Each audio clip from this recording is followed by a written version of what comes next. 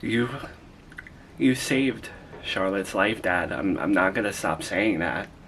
If it wasn't for your CPR, she wouldn't be with us. She was turning blue. I'll take no credit whatsoever, nah. Cause she choked on one of those puffs. And I was the one that gave that to her. I gave her that little bowl before I stepped out and I called your mother. And then I let, I should have stayed in the room before I called you. But I came in the room and she was fine. She was eating, and I looked away for 2 seconds on my phone and she was turning blue. So it was on my watch.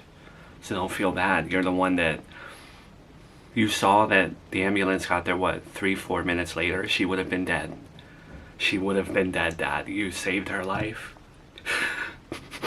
Alright. Alright, now let's not get dramatic, right? I thought I was able to think clearer than you in that situation. You know how to do CPR. You could have done it. The good thing is that she's alive. And it was a hiccup. And it was something we don't need to worry about anymore. And she's there's no damage to her. They're just watching her here, and we know not to give her those puffs ever again. I don't understand. She's eaten those puffs 1,000,001 times. It's always the athlete that does the run in practice wrong that he's done 1,000,000 times where he gets injured versus some crazy move. They weren't the same brand of puffs that she usually has.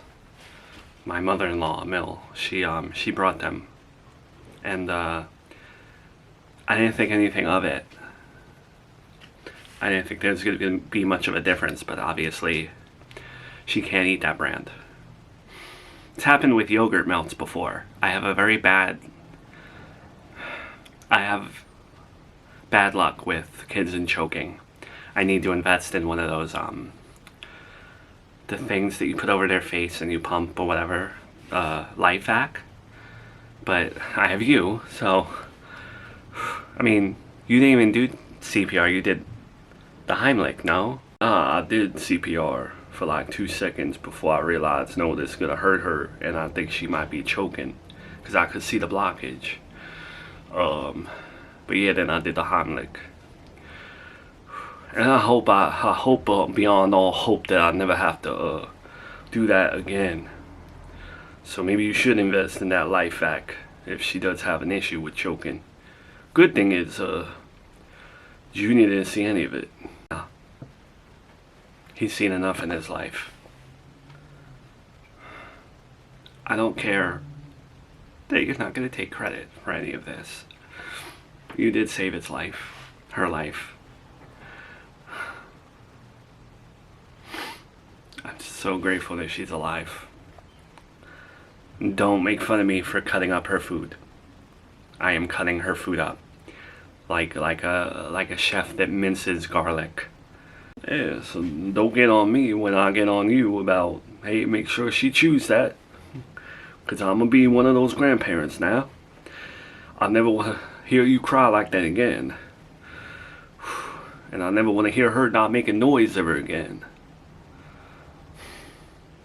I'll forget those days, those brief days that I had as a parent with you and Gina, and worrying so much that something was going to happen. Every little flu, every little cold, every time that you had a fever, thinking that you were going to die.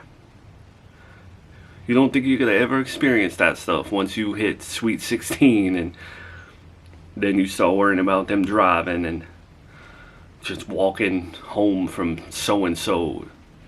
It's a different fear nonetheless, but never thought I'd have to go through the fear of what's wrong with this little kid. Well, life is just one big cycle. We always think we're just going to experience a storyline once in our life, and we're through it and we'll never have to endure it again, and then it comes back around. Sometimes generations later. They didn't have the life hack when you were around, right? Cassandra, I don't know if I can do this anymore.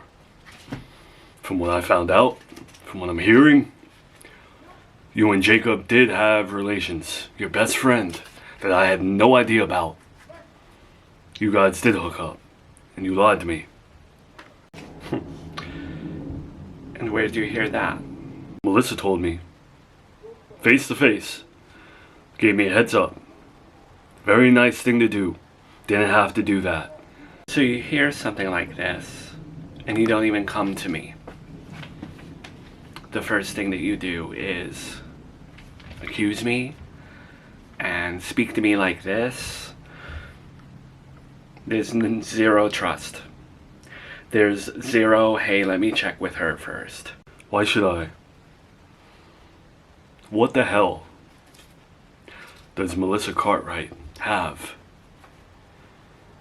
to motivate her to lie to me about something like this? To take time out of her day? She has a job. She's a dog walker. What motivates her to lie about that? Nothing. Let me ask you, if it was true, which it isn't, what does it matter what happened in my past if I'm not cheating on you right now? It wouldn't have mattered, Cassandra, if you came to me and you said, hey, I have a guy best friend, and I know in society, in America at least, that may make you uncomfortable as a male partner. That my best friend is a guy, and on top of that, we had relations. But you didn't tell me either one, because you know.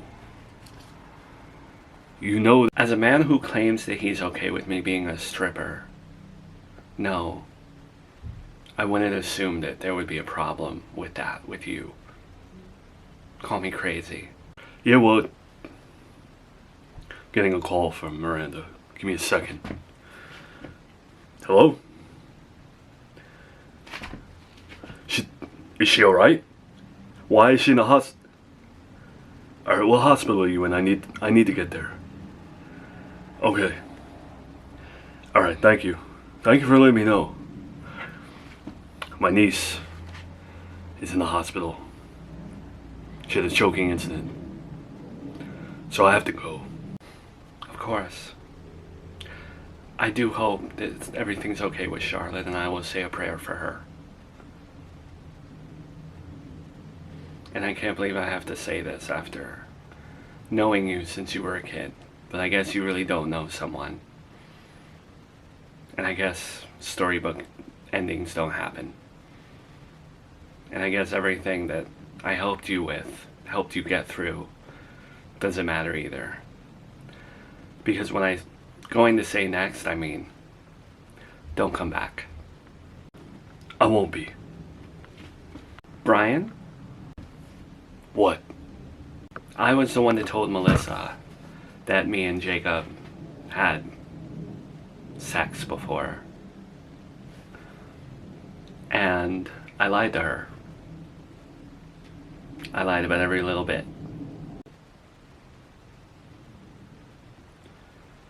And why would you lie about something like that, knowing it would get back to me?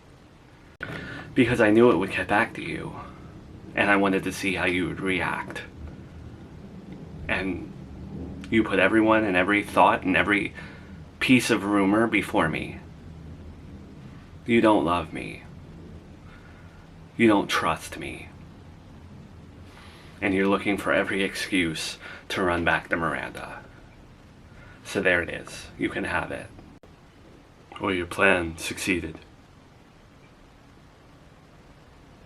I hope you're happy, because we're done.